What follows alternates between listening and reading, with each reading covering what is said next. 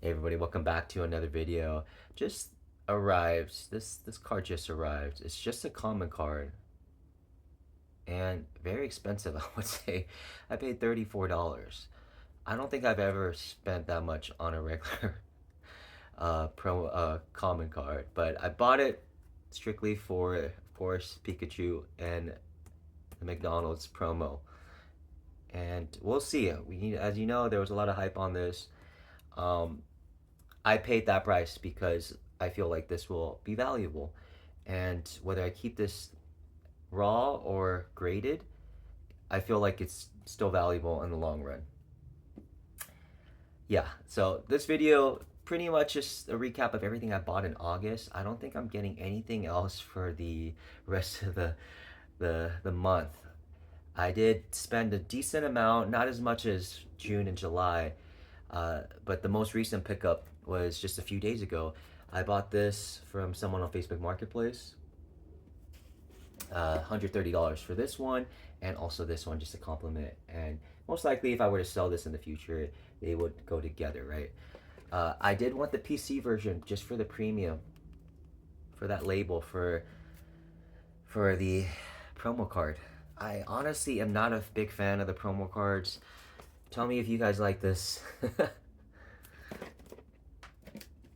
And honestly, I'm actually not very familiar with the Gen 5 Pokemon lineup, so um, that could be a reason why too. I guess if I have to see the card in person, it may change my mind. But anyways, I'm going for just set value, right? The total set value for Black Bolt and White Flare. And I feel like this is the last set of the era, and for the most part, it should still appreciate pretty well in the long run, as we see as all PC ETBs do. They all go up eventually. Now, moving forward, I see myself kind of changing my approach of what I'm collecting. I'm going to try to avoid maybe some of these sticker packs unless it's like a really good set. Like, of course, let's say it's the Evolving Skies caliber. And same for boxes. I don't know if I would get these. I would only get it if it has, of course, the cards, certain the set value, and also the illustration rare. If it's something like this, come on, we haven't had a nice box like this since the Shroud of Fable with Greninja and Kingdra. And I'll highlight those boxes because I have one of each, and I'll be picking up those things at my mom's place this weekend. So I do have a total of these two Victini boxes. One just arrived. I got it from like Smoke and Mirrors Hobby or whatever. You can only get one, and I was forced to pay shipping, so it came out to like $37, $38 for the box. So I think on average I got those two for $33, and we'll see how it appreciates in the long run. So those are the only Black Bolt and White Flare items that I have in my portfolio. Some other things that I got early on in the year, or in the month, it was these two. I have 12 of these poster collections from Prismatic Evolutions. Pretty cool promo cards. Now let me tell you this. What if these were full art illustration rares, right? You know these would be like literally $100 or something like that for just the promo cards. Pokemon was smart, they didn't do that. And then I got these pretty late since I didn't buy anything when 151 came out. Got this for $80. Yeah, I have three of these for $80 worth. And also just wanted to highlight this acrylic case. This is the first acrylic case I have for the ETB. I bought four of these. I may get more for my Evolving Skies and my 151 and some other PC ETBs that I have. But just to protect it, I understand that if you have a lot, these do add up. But come on, like if you're gonna have $1,000 ETB and just floating around collecting dust or just being moved in the bins or in your shelf or whatever the case on your shelf, you got to be careful, right, to protect it so there's no rips or damages to it. And just for me, I just know I'm careless and I just don't know how my environment is for for the plastic to rip. And I'm also told be careful with what you buy because some of these could be too tight, and you just also don't want it too loose, I suppose, but too tight. Um, I don't know if you ever seen some of those videos. There's like a Team Rocket Returns booster box or one set that was like stuck in the box, and they didn't show how they got it out, but I think they had to like use some type of saw or drill to break the acrylic case. So I hope I don't have to go to any of those extremes just when I sell one of these.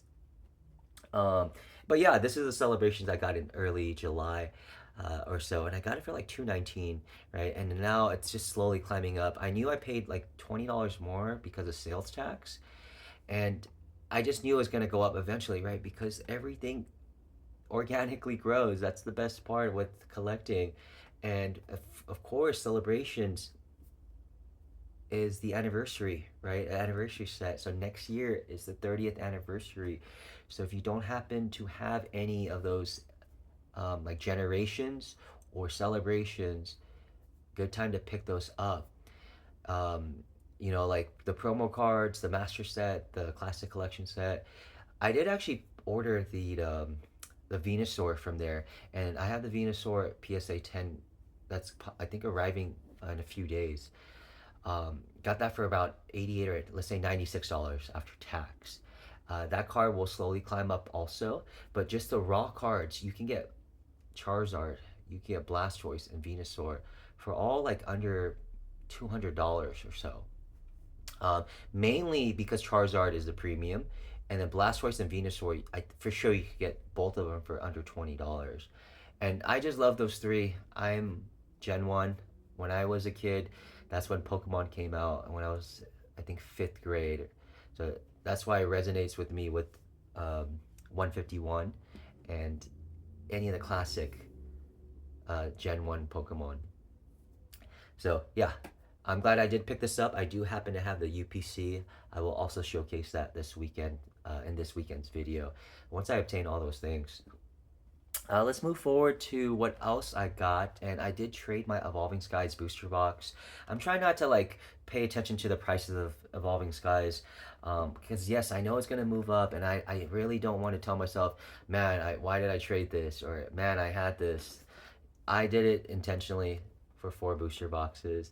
So let's get right to that. Right, I got the Silver Tempest booster box, and when I look on Collector, it doesn't reflect the price on TCG Player because of like eBay, I believe, and it's just kind of averaging out those numbers. Oh, this is what I wanted to show last, but this is the Fusion Strike booster box, and then Brilliant Stars,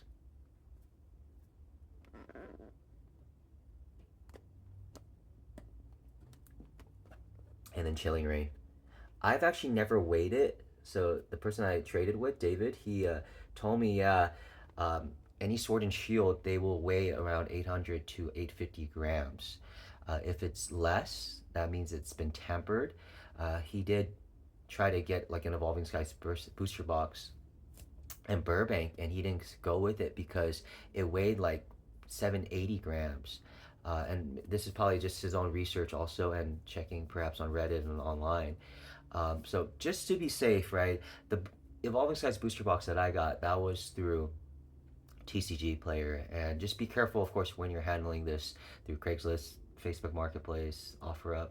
I don't know if you still use Craigslist. I haven't heard that word in a while until someone mentioned it to sell something. I'm like, okay, let's try posting some things. I know people still use it, and yeah, I'll give it a go. I just kind of want to highlight, like, let's say Solar Tempest, Astral Radiance, Brilliant Stars, Fusion Strike, Lost Origin. They have Trainer Gallery sets, right? The extra cards in there. So there's like about 30 of them. When I started collecting, I was trying to figure out like what should I collect? Should I get a complete collection of things? So I actually started with celebrations. I have a master set, or yeah, I would say a master set. I believe I have everything. Actually, no, I'm missing the middle cards, the 2 middle cards. But I have everything else, the promo cards and the full set of this. And then after completing that, I bought that for 220 or so. then I was going with the trainer gallery. I was a fan of some of the cards, and I thought they were much more affordable. And yes, they have been slowly climbing up, but I still think they're affordable for this time this year. So you can get some pretty cool Evolution cards or Rayquaza. Just check it out. Check out the trainer gallery cards, or even Galarian gallery for Crown Zenith. Crown Zenith, I don't have the Galarian full Galarian Gallery set. I do have three gold cards because I did trade the Arceus for the gold Giratina. I meant to eventually replace the Arceus, but pretty cool. I did pull the gold Arceus, and I traded that gold Arceus for a gold Giratina at the time. Yeah, but definitely great cards in all of them. In all of them. So take a look at those. Add that to your collection if you don't have them, or buy the PSA 10s if you are looking for more of value. Now, everything I highlighted was from this month. Um, it's not as much as I spent in June and July, but that's okay. You know, the portfolio is still climbing up and growing. In the past few days, it's been climbing up a few $100s worth, just organically. That's the best part with the portfolio. And, you know, through 2 years worth, 1 year's worth, and even just a few months worth, I've been noticing just slow climbs and big climbs, depending on what we're talking about. Some of my best performances with the sword and shield items, of course, because of how long it's been. So I'm happy to pick up those things that I have at my mom's place this weekend, and I'll definitely showcase that. I'll put in those numbers. I'll see how much I spent, because I believe I know that information too, how much I spent at the time in 2023. And then I will put today's market price together, and we'll just get some numbers in that. But yeah, let me know what you guys are working on right now and how your collection is growing. But thank you so much for watching. Please continue to like and subscribe, and just thank you so much for supporting this channel, everybody. Keep it up.